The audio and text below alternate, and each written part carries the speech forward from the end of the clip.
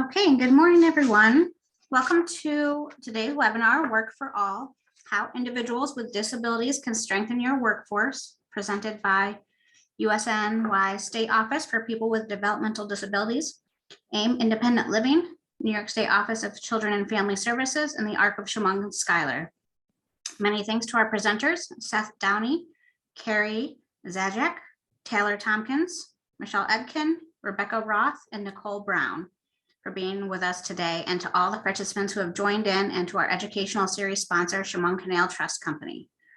Please note this webinar is being recorded to share what we learn with the business community. All attendees will receive the link to the recording. We will go over employee training programs and benefits to businesses, how to prepare your organization to be accommodating, and how to find the right employee. We will hold a brief Q&A after each topic and also one at the end. Please use the chat to submit any questions during the presentation. Just a reminder, when others are speaking, please keep your audio on mute to minimize background noise. With that said, I'll turn it over to Seth to start things off.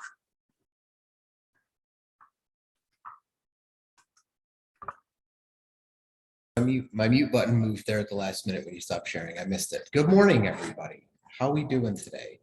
My name is Seth Downey. I'm an employment training program supervisor with the New York State Office for People with Developmental Disabilities. I'm joined by my colleague, Carrie Zajac, today. And we're going to talk a little bit briefly about the employment training program's benefit to businesses. So the employment training program is a internship to work program that starts off with what we like to call a discovery. So a person who wants to work is connected with a supportive employment provider in the community. And we have a couple representatives from providers here today. They then participate in that discovery process where 75 to 100 hours of research and assessment individualized to that person is conducted to really figure out what's going to be a good career fit for that person.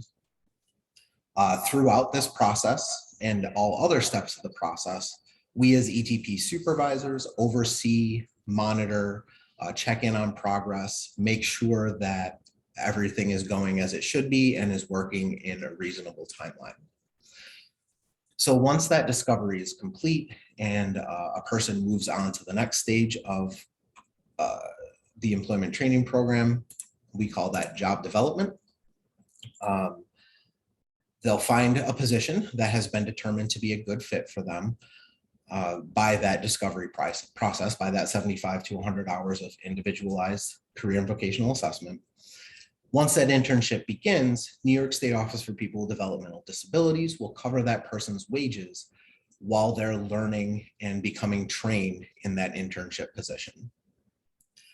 As that person, that intern, we call them at that point, as the intern gets more proficient with that job, starts meeting the expectations of the employer, there is the expectation that they will transition to the business's payroll when they're ready. We don't put a strict timeline on that. It's individualized per person based on their needs, based on the needs of the business. And we negotiate that as time goes on.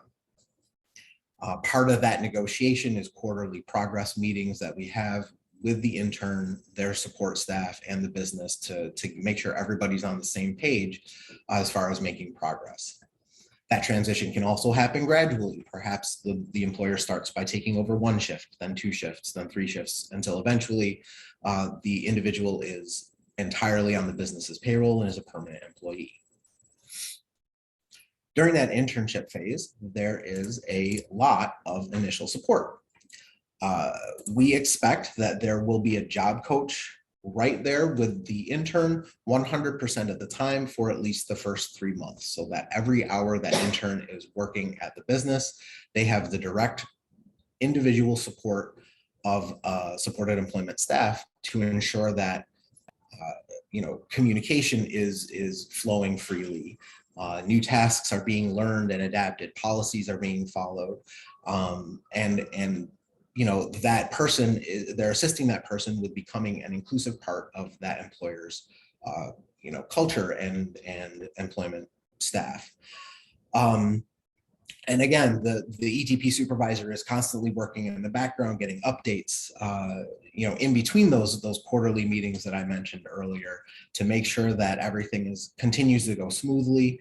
All participants are receiving the support that they need. Businesses are happy, support staff is happy, and everything is going the way it's supposed to be. Carrie? Thank you, Seth. As Seth stated, one of the ways that we evaluate that, when do we evaluate if someone is a fully trained hire? So the ETP supervisor role really helps as that connection between the business, the provider agency, as well as the intern, to ensure that all parties are happy. So once that intern is fully trained and hired, they are oriented to all of their assigned tasks, to the environment and their workplace. They're familiar with the culture of the workplace, and they're truly comfortable. That can happen at any time during the internship. For some folks, it happens sooner than others. We have some ETP interns that are hired after 30 days, 60 days, 90 days. So as Seth said, we don't put a time frame on it. It's very individualized, and we take into consideration the business's needs as well. We've worked with a variety of businesses that have different timetables, right? Different budget years, school districts, things of that nature. So we're mindful of the demands that the business community has on them, and we really partner with them to make sure that this is a good fit for them as well. The ongoing support, as Seth mentioned in the beginning phase, there's 100% job coaching for those first 3 months, but the job coach piece is ongoing for the duration of that person's employment. It's a piece that will never truly go away. We often joke that the intern's job is to work the job coach out of a job. We want that person to have as much support as they can to be successful, independent, maintain their job, but also have what they need to continue to receive the supports that they need to be successful. So after that intern does get on the business's payroll, they will continue to receive that support as needed. As far as successfulness of the program, we have found across the state, this is a statewide program, that ETP participants who have completed those career and vocational assessments and are screened for those good jobs match have over a 65% success rate with maintaining long-term that first job placement. So where do those statistics come from? They are statewide, and that high level of percentage of 65% is a really, really good number. And it's a really strong indicator of the work that has been done early on in this process through discovery, assessment, and appropriate job matching. And that is all something that the ETP supervisor oversees, provides support and feedback, so that this is a process that runs very, very smoothly. Longevity. I cannot even tell you the amount of joy it brings me when I go into the community to local businesses and see interns that I worked with 10 years ago, 8 years ago, 5 years ago, still working in those roles, and not just working in that job that they initially began, but that they've moved up into the company. They've taken on more hours and more responsibilities. It's wonderful to see. So ETP participants typically have a very, very high longevity rate. They have worked very hard to get these jobs. They have strong work ethics. They are committed to the businesses that they are working for. And, oftentimes they'll bring in more business. I mean, the folks that we employ have strong work ethics. They have great friendly relationships, and they are really an integral part of our community. So it can really add a lot of success to your business as you're looking at new hiring practices for the folks that we partner with. So that's our brief overview and of the employment training program and benefits to business. Here's the contact information for the ETP supervisors in the Finger Lakes region. So that is basically 10 counties from Monroe in Ontario all the way down to Pennsylvania. Those 2 rows. Kim Schaefer is a recent addition to our team, so we dropped her information in here as well. Also in the chat, I'm going to put a link to New York State OPWDD's employability toolkit. That'll take you to a link on our extranet that will give you additional information. It'll cover a lot of what we've already talked about in a more general sense rather than an ETP specific sense. But that's a nice resource to take a second look at if you're interested in any more information. So does anybody have any questions?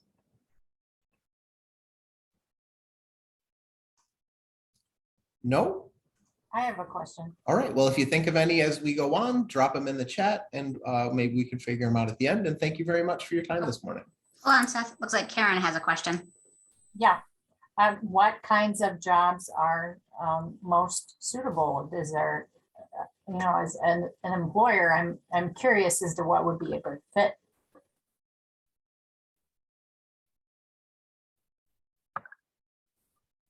Seth?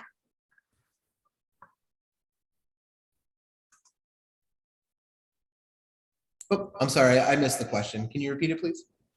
Sure. I'm just curious as an employer, what kinds of jobs are ideally suited? Is there anything, is more administrative,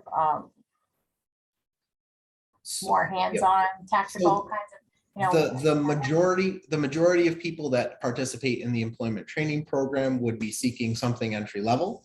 That said, there are exceptions to that particular majority. We sometimes have people come through who have, I'm working with somebody right now who's passed a civil service exam for a library page or, oh no, library assistant, I can't remember exactly which. So there's a really broad range of people who may participate in the employment training program. Above and beyond that, as far as supported employment services in general, the range is even larger. Usually, like I said, our demographic in the employment training program is going to be people who need a little bit extra support than your average person participating in supported employment.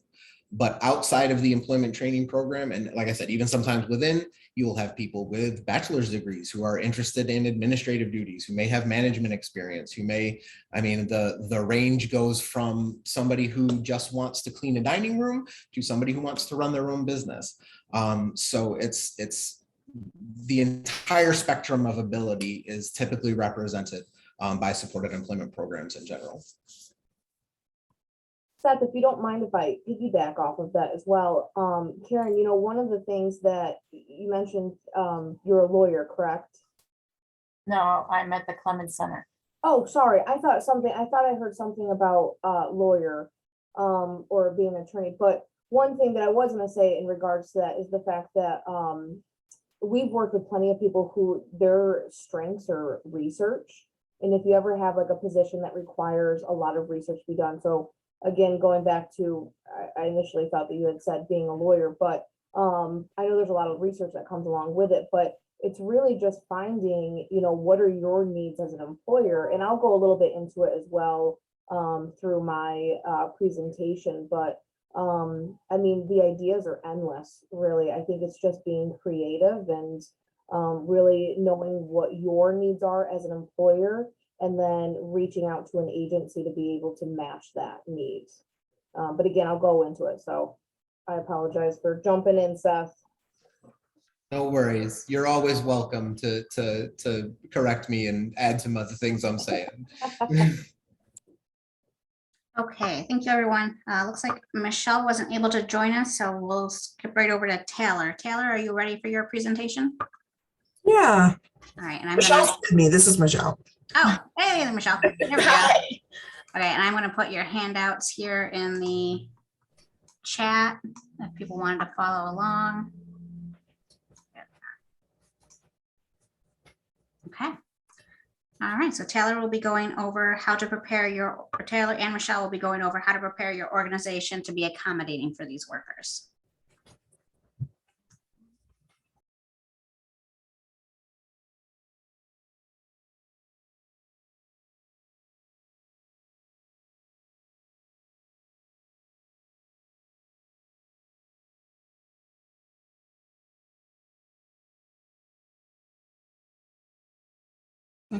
All right, can everyone see my screen? Yeah, okay. I've never screen shared before. That's the first time. So, all right, so we're starting with reasonable accommodations in the workplace. So we always go back to the ADA, knowing your rights. How do I bring this up? There we go. So in order to be protected under the ADA, there are specific qualifications somebody has to meet. So having a physical or mental impairment that limits your ability for major life activities, having a history or record of such an impairment, and being regarded as having such an impairment. So the purpose of an accommodation is to aid individuals with disabilities in the workplace. So reasonable accommodations are the key to non-discrimination and can prevent exclusion in the workplace by mitigating barriers caused by disability or barriers caused by the work environment. Accommodations apply to every part of employment. So the interview, pre-job offer, and when on the job, and even after hour events. So any change in the work environment or in the way things are customarily done that enables a person with a disability to enjoy equal employment. That is the definition of accommodation.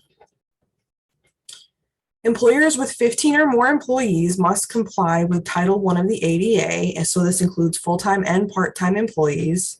So employers include people that are managers, supervisors, foremen, and even agents that conduct background checks under contract with the agency. Regardless of the size, state and local governments are covered by the employment non-discrimination requirements under the ADA. So even a town that has 1 or 2 employees must comply with standards of the ADA. Employers must ensure equal opportunity during the application and interview process and by providing reasonable accommodations if needed. During employment as well, so for the work environment, the manner work is done, and support that somebody might need, such as providing an interpreter if somebody is deaf, or even, so for example, at AIM, one of our front end receptionists is blind, and they have a lot of accommodations for him to be able to do his job properly. So examples of accommodations at work are making facilities accessible, which includes parking lots, entrances, restrooms, and work areas, modifying equipment for someone with manual dexterity, providing a qualified interpreter, providing material and braille for someone that might be blind, creating a flexible work schedule for an employee who needs treatment for a disability, or providing part-time work for an employee. Again, modifying a policy to allow consumption of food at work for someone that might be diabetic, providing leave for an employee that needs medical treatment. Employers are not required by the ADA to provide paid leave, just unpaid. So there's also job restructuring, and employers don't have to allocate essential functions as reasonable accommodations, but they should work with their employees to make sure that they can do all functions of their job. So that can also include reassignments for positions when there is no accommodation that will enable the disabled employee to perform the essential functions of their job. So even in beyond the workplace, accommodations should be provided. So this includes sponsored parties, training or events, and other job-related functions so that way they can be within full participation with everybody else in the agency. It is important to note that accommodations can be denied, and this is undue hardship. So an employer does not have to provide an accommodation if it causes undue hardship. So this could be the nature of the cost of the accommodation, the employer's size, their financial resources, where they're located, anything like that, and the impact that the accommodation might have on the structure or the function of the workplace.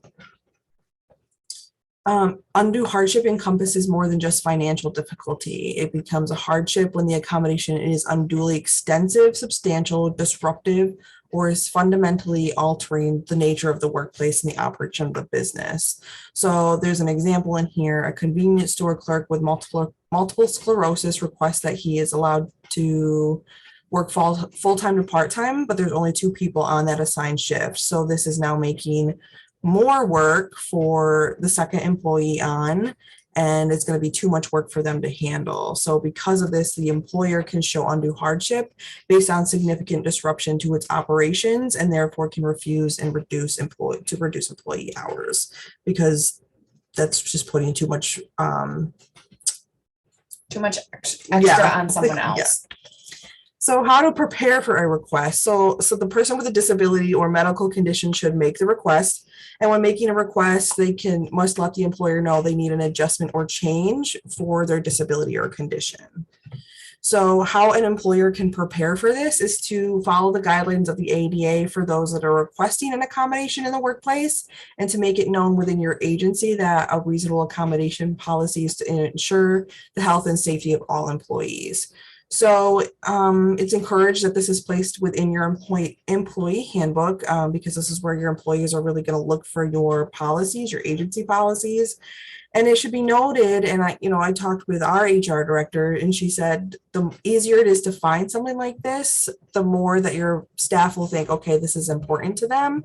Where if you're hiding those policies, they might not feel comfortable requesting an accommodation or approaching HR or their supervisor.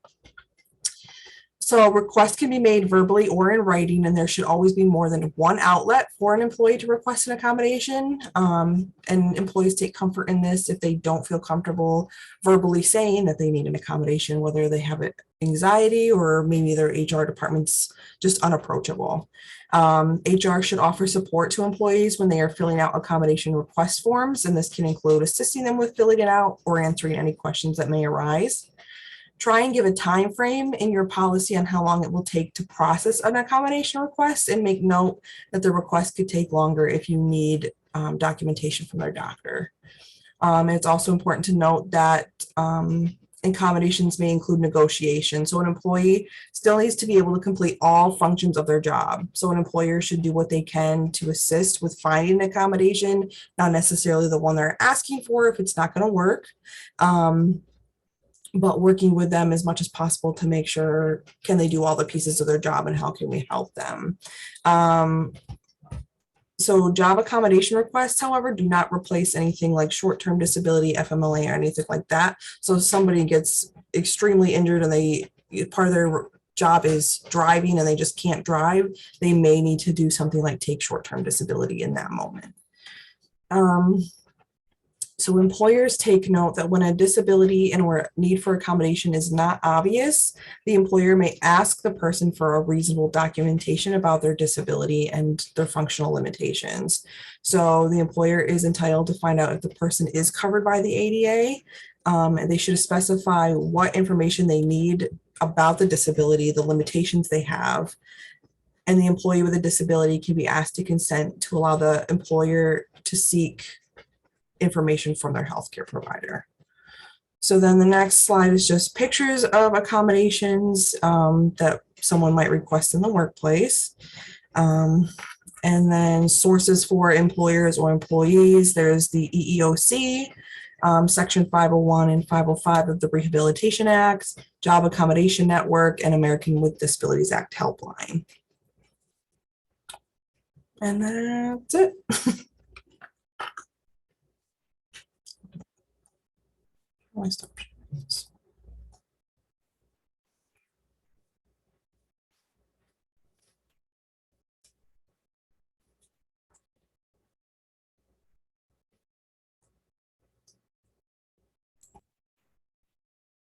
I want to say, Taylor, your example of the person with multiple sclerosis who wanted to go down to part-time would create a great opportunity for a job share for another person that would also maybe want to work part-time. So if you had an in with that employer and you knew something was going on, that would create a potential additional part-time opening that employer could use to have two people working half a job each to cover a full job.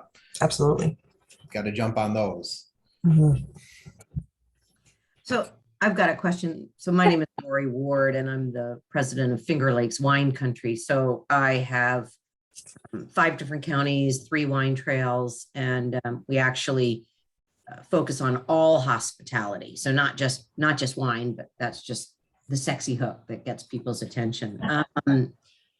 In our region, most of our employers are smaller employers. So especially when you're thinking about hospitality, other than some of the big flag chain hotels which are very few and far between, you have businesses like restaurants, wineries, museums, where your workforce is relatively small.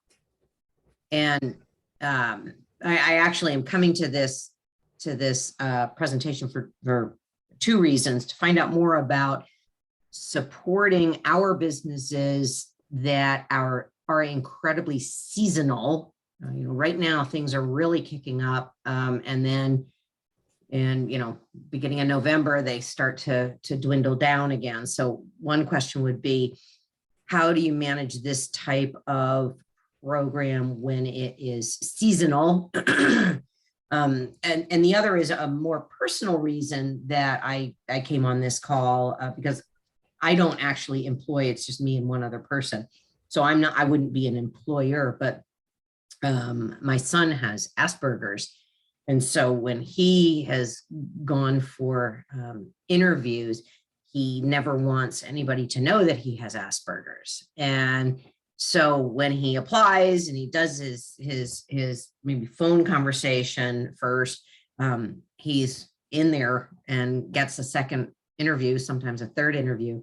But then when he's face to face with a potential employer, they kind of cock their head and say, something's not right about this kid. So on a personal side, I would love to know what sort of resources are out there for those individuals who are not on the spectrum that need significant internship support, but need maybe support in interviewing processes or expectations in the workplace. So it's a lot to give you all, but those are the sort of things that I also reach out to the industry. So I have 2,500 people that we reach out to in the Finger Lakes region about opportunities like this. So I can include a snippet of employing individuals with disabilities and how to go about doing that if you are able to provide that information for me. One of the great things about supported employment, Lori, is providers will typically meet somebody where they're at. They will figure out what that person's needs are. And if that person's needs are just interviewing support, practice, they don't want a job coach to go into the interview with them, all of that. Supported employment is a very flexible service. And all of that stuff, pretty much anything that's related to obtaining or maintaining employment, which is the industry, whatever term of what that person's goal would be, can be provided in order to support that person with work. Lori, and I'm going to get into a little bit more of your initial question too in my presentation. But to go, again, off of what Seth is saying, all agencies that provide supported employment are very flexible. We are here for the person. And we're very person-centered when it comes to our services. But not only that, we have multiple opportunities for smaller businesses. We would much prefer to work with smaller businesses. They're more flexible, accommodating, personable. But not only that, but we have multiple opportunities for students through paid internships. I know the Arc of Chemung and the Arc of Schuyler has merged in the last couple of years. So we've, become quite familiar with Schuyler County and how touristy it is. And there's a lot of opportunities that I think we're all missing.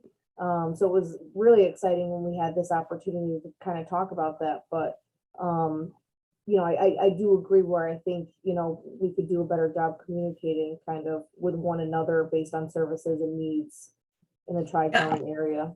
Well, Nicole, in your presentation, and then I'll shut up. If you could explain what the expectation of the employer is.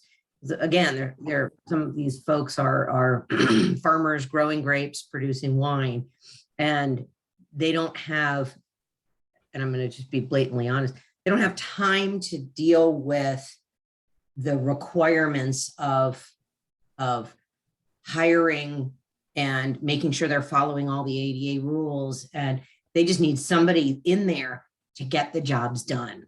So if the barriers of hiring and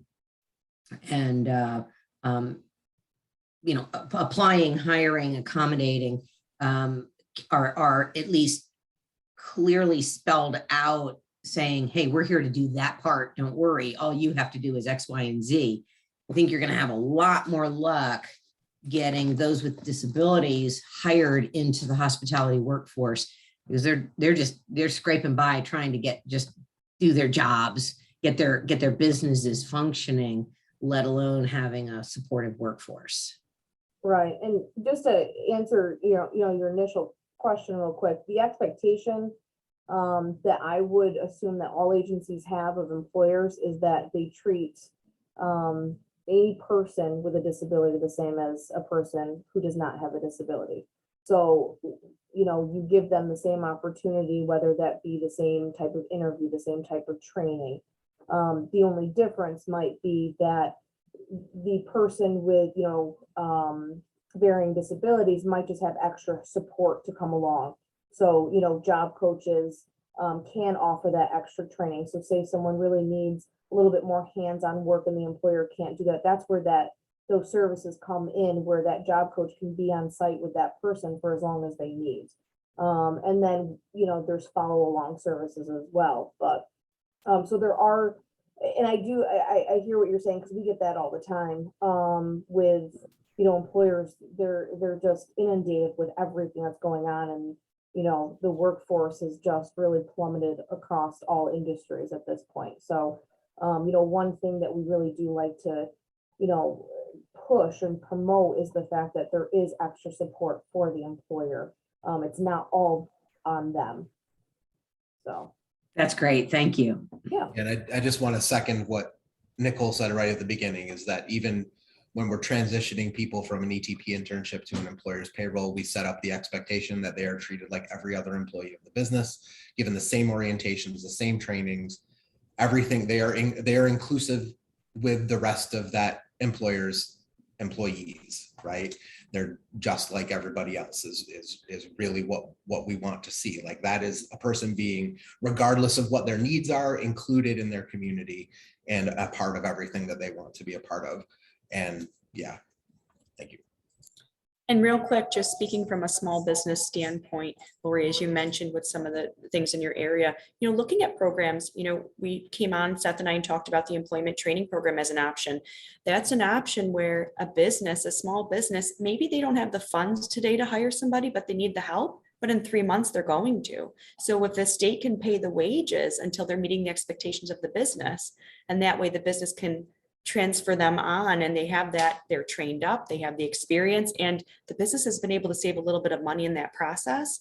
That's why we come on these things and talk about these things as ways that we can better partner with those business communities. So That's great. I'll share as much information as I possibly can with my colleagues. Okay, great. And Rebecca is going to continue on with the accommodating of your offices or businesses.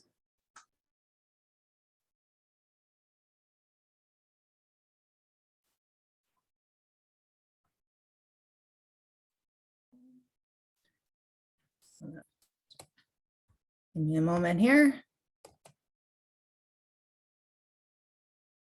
Okay, good morning, everybody. I'm Rebecca Roth. I am a vocational rehabilitation counselor with the New York State Commission for the Blind. Vocational rehabilitation is the field of helping people with disabilities become employed or stay employed. I'll note that there's a much larger vocational rehabilitation agency called Access VR, who serves people with every disability except blindness. So I put together 10 tips to make your business more accommodating for people with disabilities. First is to get rid of any preconceived notions about people with disabilities and the accommodations process. I speak to a lot of businesses, and We'll be talking about a position, and then I mentioned the word blind, and something happens, and people think, and even say outright, like, how does that work? It's like hard to believe that the blind can perform the jobs that the sighted people do. The accommodations process does not have to be this complicated thing. Research shows that 56% of accommodations have no cost. The vast majority of the rest of the accommodations cost $500 or less.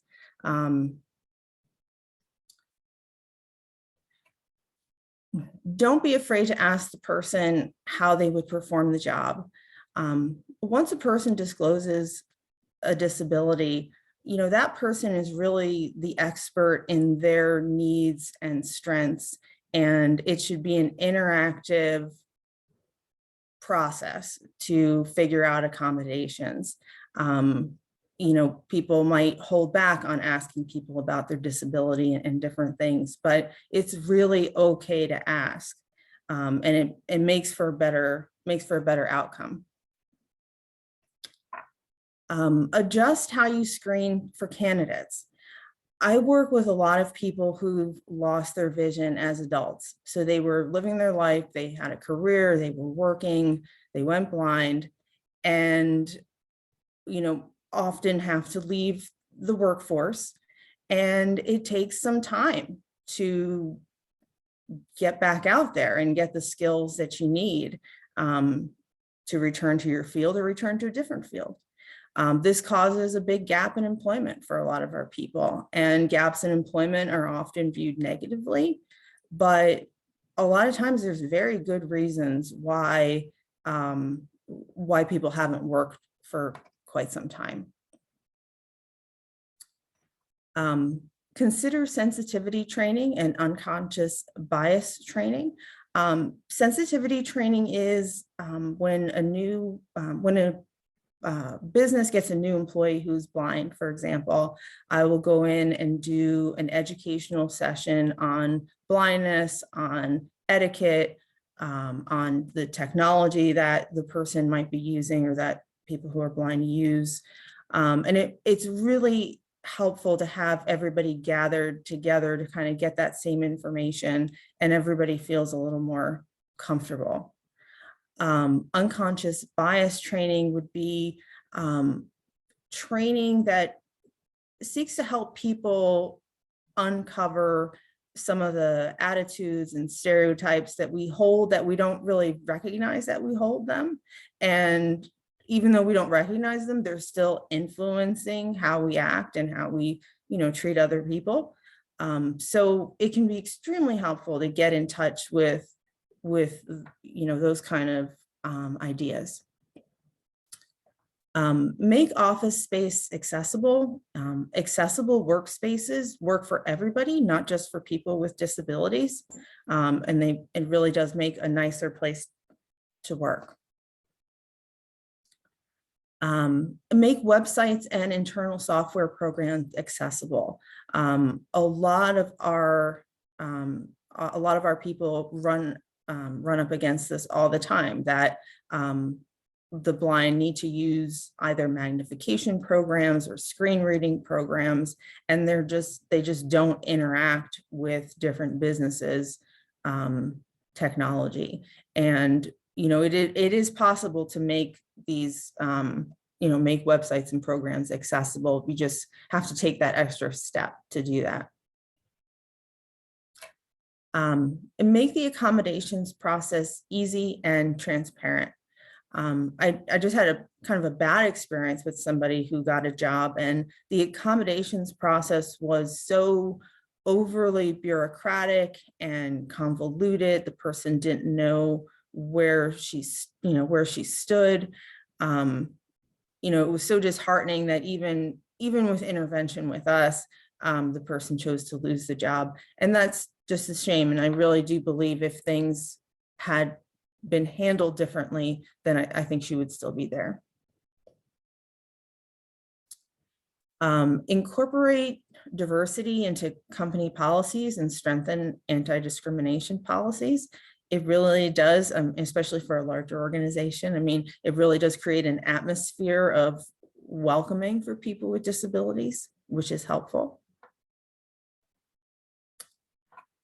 Understand that it is an individualized process for accommodations.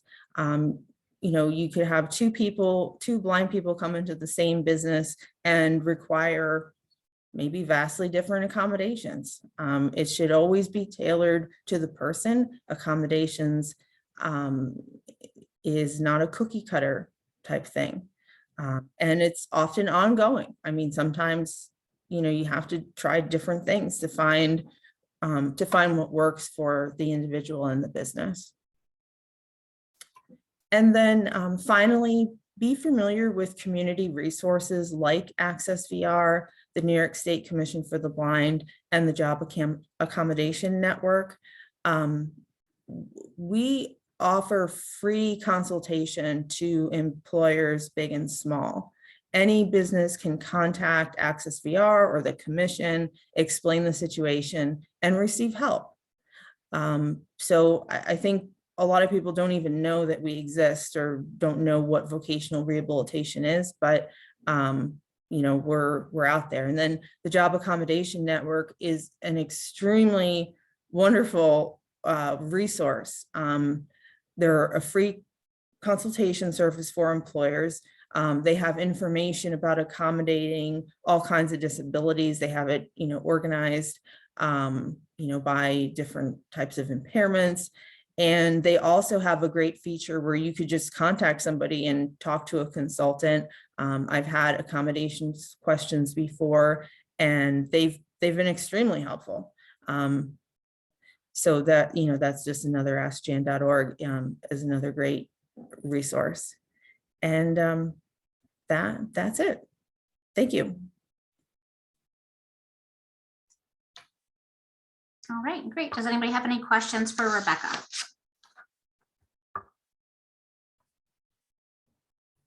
I have kind of a general question for everybody. As I'm posting to Indeed.com or some of the other job sites, am I also sending information to you all? And how do I do that? Or do you seek us out? How does that work? Well, that's a good question. We would like to, I mean, it would be nice to just have that open, you know, dialogue and communication. I can certainly give you contact information for us. It doesn't have to be a really formal process.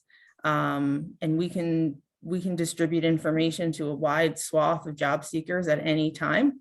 The commission serves a smaller amount of people. There's a smaller amount of blind people, but yeah, we could talk and figure out how to make that work. And I guess to add on to Karen's question, if we are posting job opportunities, are you, as organizations that support those with disabilities, are you looking at those pools of opportunities and helping your applicants apply for jobs that they might be qualified for, you think that they might enjoy? That's really, I think, what Karen was asking. You know, do we know, hey, here's a job, give it a try, or we're putting it on Indeed and Monster and whatever, and you're looking to help your clients apply for those jobs?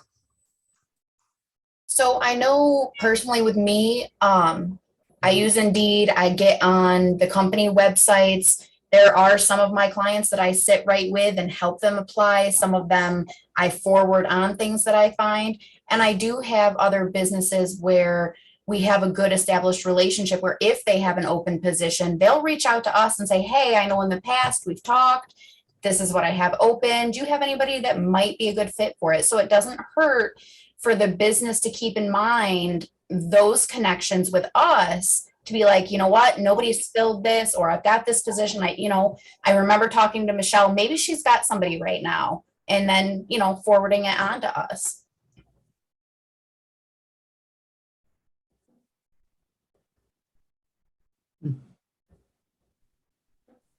Okay, so if there aren't any more questions, we will move on to how to find the right employee. And Nicole from the Arc of Chemung and Schuyler will be covering that topic.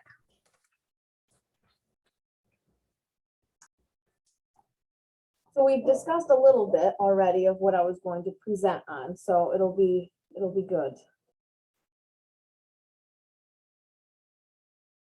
Can everyone see my screen? Good. So when I was initially, kind of tasked with,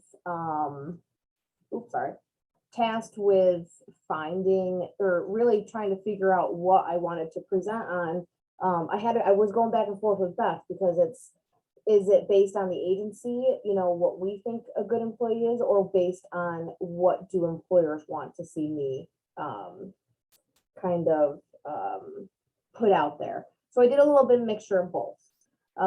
So, hiring individuals with varying abilities. Vocational programs, we not only focus on the needs of the people we support, but also the needs of the community, based on, the employer needs, and kind of, the conversation that we were having earlier with Lori was, we help train the individuals that we support in the businesses based on what the business's needs are. So kind of to piggyback off of the previous question, our agency as well, we're on all of those job searching websites, Indeed, LinkedIn, Monster, but not only that, we're also reaching out to employers as well.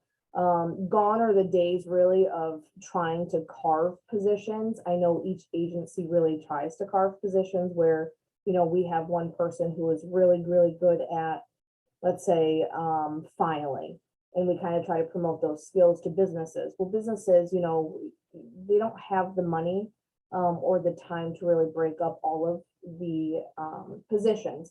Now, granted, sometimes we got to be a little flexible. I think COVID really has helped businesses, including, my own agency, to have to become more flexible. For so long, we focused on interviewing and hiring people who had maybe solid communication skills or being a team player, emotional intelligence, the ability to network. But why, right? I mean, why are we still so focused on those skill sets? Why, solid communication?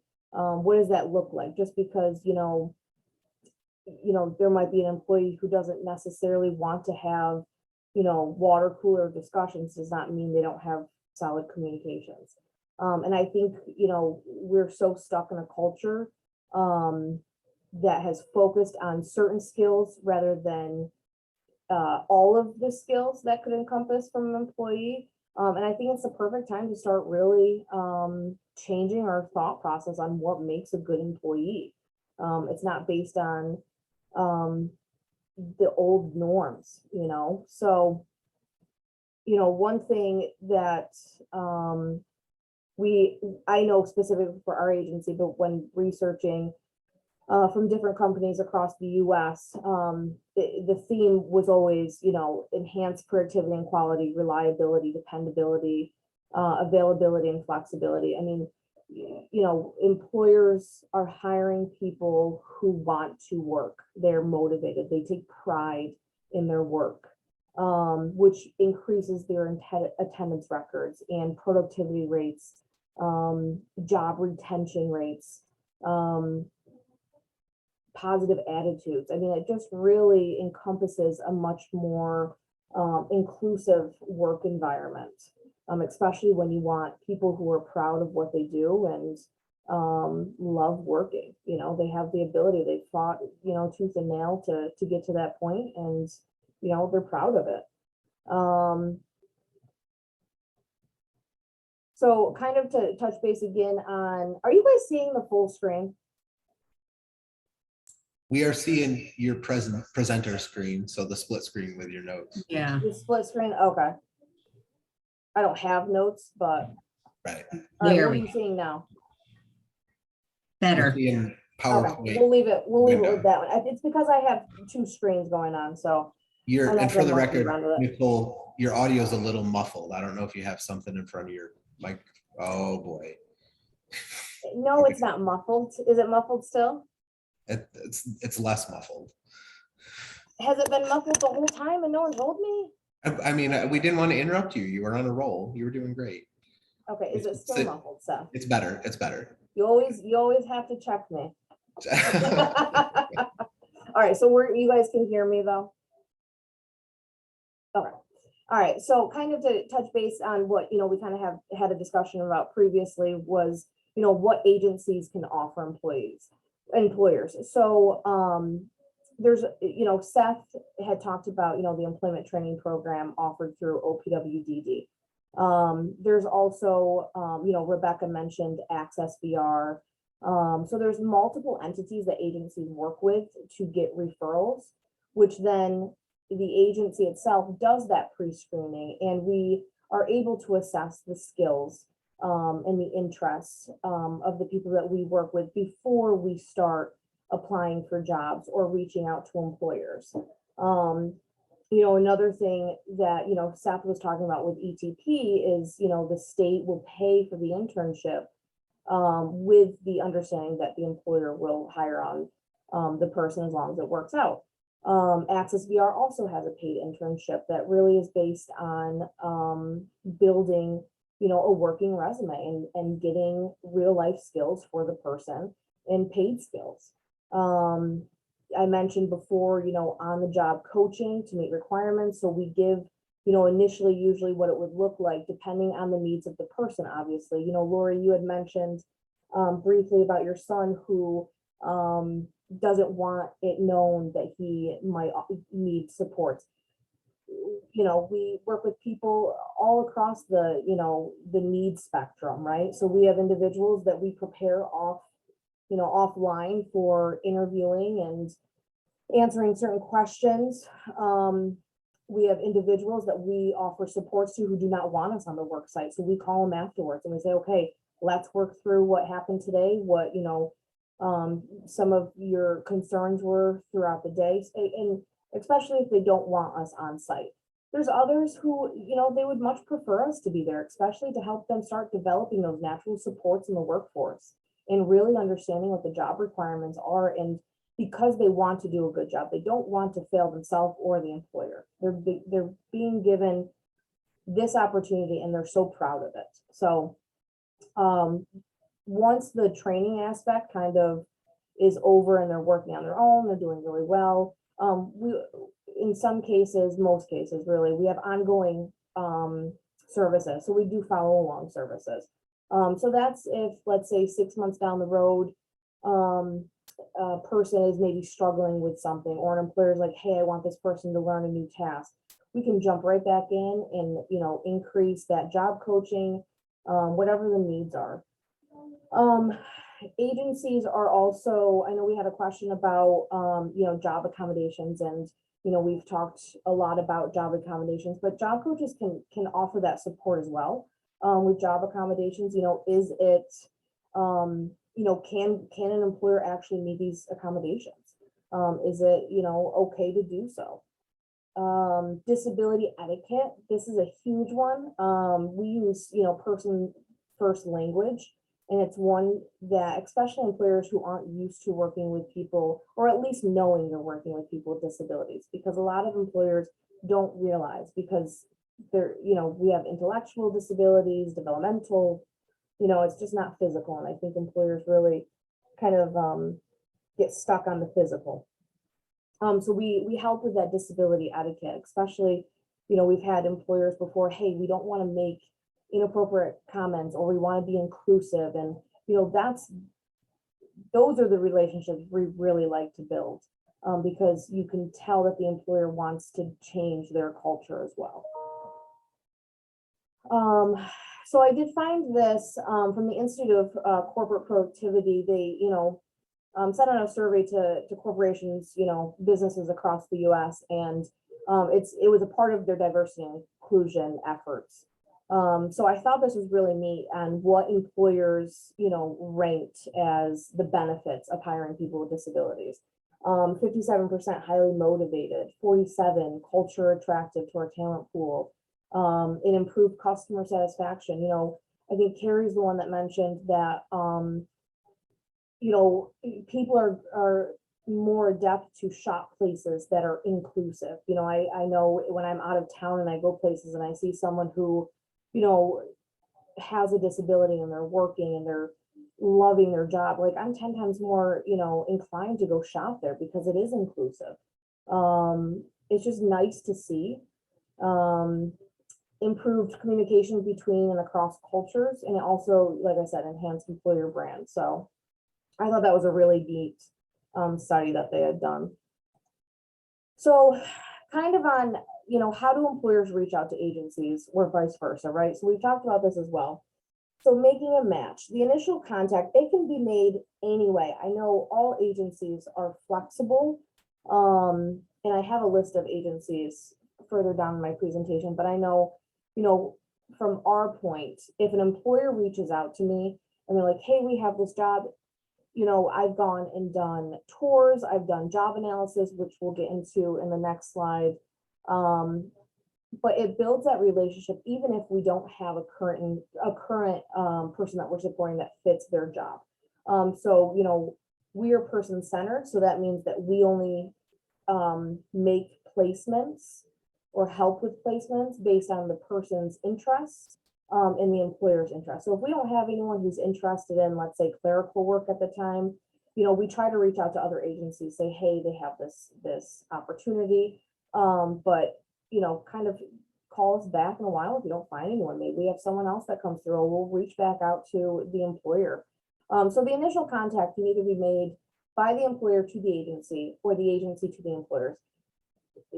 Mostly it's the agency to the employers. We're cold calling, we're applying for jobs online, that kind of thing. We really try to network with, people we know. Hey, we have someone who is interested in finding a job with this. Do you have any contacts? So it really is like a lot of word of mouth. So I had mentioned this before as well. When initial contact is made, if it's the employer reaching out to the agency, they really need to know what their needs are. Just coming with a job description isn't always enough. If you have an opening for a long time, why do you have an opening for a long time? Why can't you find employees? Why is there such a high turnover rate? Sometimes we got to take ownership, and we really got to focus on that as employers, but maybe something needs to shift, and maybe it's just not the job. So we try to help identify that as well. The next step would, identifying supports, but job coaching and accommodations for the person supported along with the employer. And then the match would be on the job training, making sure that the position that they've applied for, been hired for, is a good fit, do follow along services. Now, I think I had mentioned previously that, gone are really the days of being able to carve positions, like the 90s and early 2000s. So when, we're applying for positions with individuals, they're applying for jobs just like you or I would. They have a resume, they apply online, they interview, they do background checks, reference checks, they have to do the same trainings, everything. The only difference might be maybe they have a little extra support. But they still have the same expectations as everyone else. So job analysis, I briefly had mentioned this, but this, you don't see employers very often doing job analysis anymore. It was really, I think probably almost a decade ago, it was a hot topic. I've done maybe 10 in the last 6 years. But this job analysis, it really focuses on an employment specialist or staff going in, observing the current job, a typical employee, what are the core functions, episodic tasks, environmental factors, environmental conditions, what are the general requirements, and we figure out all of that based on, the skills needed, what kind of quality workers are needed to the job. and we go from there. So it's not only for the employer, but it's also for us to try to fit someone we support into that position as well. This slide, I just came across some employers who have recently kind of promoted themselves working with people with disabilities. And I thought it was like really nice because it's honing in on those qualities of lower absenteeism rates and increased customer loyalty, responsible, motivated. I mean, these are all core words that we really kind of enforce during training programs for people with disabilities. You know, some have been in training programs for years. Others, maybe they're coming fresh out of school where they have worked on those work skills, those job readiness skills, and these are the same skills that are being enforced. So it's just nice to see that, you know, the work we're doing as agencies and the work that people we support are doing is actually being seen. So like I mentioned, local agencies, I put me first because here I am. I didn't get into details with like the connections with each of the other agencies, but really, if you just, you know, Google and like get on their websites, they have it broken down into programs. And you're going to look for anything that says vocational employment services, or you can just call and say, hey, I want to talk to someone who might be able to fill some positions for me, something along those lines. So, you know, you've got the Arc of Chemung Schuyler, the Arc of Allegheny Steuben, they both merged in the last year or so. Capabilities, CSS Workforce, AIM Independent Living Center, Pathways Inc., Access VR, and then Veteran Affairs. So again, you know, a simple Google and it'll get you a number and, you know, we can get connected that way. Businesses can look forward to, you know, like I had mentioned, workforce preparation at no cost to the business, extensive supports, again, at no cost to the business, and financial incentives and tax credits. We've kind of, you know, broached on briefly some of the internships that are no cost to employers initially.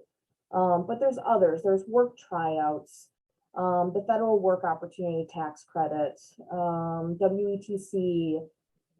There's a lot of other incentives for businesses to hire people with disabilities. And really, I don't like talking about incentives that often because I don't want it to take away from the skills that the person has. But if it means that we're able to make a good connection between the person and the position, and it gets them in the door and it gets them to the point where they can prove themselves, then so be it. But there are a lot of incentives for businesses to make sure that, you know, we're kind of trying to even out, you know, non-disabled versus disabled in the workforce. There is still such a high percentage of people with disabilities who are not being, incorporated into the workforce. So yeah, so that's what I got. Do we have questions? Nicole, something that stood out to me from your little waterfall slide with the realized benefits was the 57% highest on the list addition of highly motivated employees. I think everybody here would agree that you can't teach motivation. Motivation is not a learned skill. Motivation has to be a core of a person's need to do something. So like that's just an incredible thing that was what, you know, the D&I top 5 benefits was number 1 is that motivation. I think that's awesome. Yeah. Oh yeah, absolutely.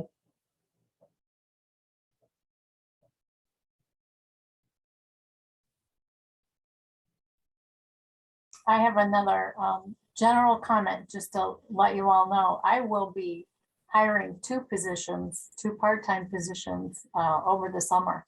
One is a concessions position and the other one is like a facility maintenance position.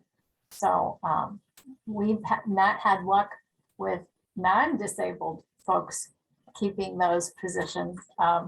And we actually combined them into one, and it didn't work. It hasn't worked. So we're going to split them apart. We'll be reviewing those job descriptions. So we admit, we know that didn't work. We're going to try something new. So I'll be reaching out to get some help. Maybe we can find some highly motivated folks to fill those positions. So this is very encouraging. Oh, great. Perfect. Yeah. I did write that down, by the way, so. Yeah, if you don't hear from me, give me a call. Oh, yeah, don't worry. And I can make a comment too, Karen, because I've started utilizing some of the programs and working with organizations over at Eldridge Park. And I have a couple of very enthusiastic workers who are happy to help out in any capacity. So we're looking forward to helping them gain further experience this summer. That's great. We already use capabilities for our custodial service. So Yep. I think it would be a good fit for us. All right, are there any further questions? No, just a comment of appreciation, and I will probably be reaching out to you, Nicole, specifically about some questions. Yeah, absolutely. Thank you all. You know, if there's a way, I think the chamber is going to be presenting or sharing this presentation with all of us. If any of your agencies have a direct link for employers to go to, so you know, Karen and I are on this call and we're hearing the whole thing and we can ask you questions. But as I mentioned, I send out an industry e-blast every other month to 2,500 folks in tourism and hospitality. And I would love very much to be able to say, because they're all saying that we can't hire people, we can't find people, there's not enough staff, blah, blah, blah, blah, blah, blah, blah, blah, blah. Okay, well, let's look at some non-traditional employees and let's see how we can support them and make it so that they don't like, okay, I can't deal with that. And if you are answering all of the questions like you are able to do for us today, I think you're going to find more success. So if any of you have a specific site that helps employers navigate through hiring those with disabilities, I would be more than happy to present it to my colleagues. So for what it's worth, my email is Lori, and you see it spelled weird, Lori, L-A-U-R-Y, at fingerlakeswinecountry.com. And we've got, like I said, all 5 counties, Steuben, Schuyler, Chemung, Yates, Tioga. And I would love nothing more than to help promote the opportunity of hiring individuals with disabilities. Absolutely. Yeah, I can share, I'll share something with Beth. I'll get our marketing team to share something, but Beth, I don't know, I'm sure you probably have connections with capabilities in the Arca Allegheny, right? I have worked with, for Eldridge Park, I've started to work with capabilities and pathways, and so I can compile all that information, and we Okay. can also include that in the chamber newsletter. So I'll compile that information and email that out to participants. Yeah, absolutely. I can also reach out to, I know Allegheny Steuben is a little, farther out, but still, I mean, anything will help with, both sides of it. So I can ask Christina Lyons to maybe share some of her information as well. All right, great. Thank you, everyone. Again, we will share the link to the recording with you later on. You can visit chemungchamber.org to register for upcoming webinars or find recordings of previous webinars. And if you're not already a chamber member and are interested in becoming one, please contact us at info@chemungchamber.org or call 607-734-5137. Many thanks to our presenters and to everyone for joining us today. Thank you for doing this, Chamber. We appreciate it. Thank you. Thank you. Bye, everybody.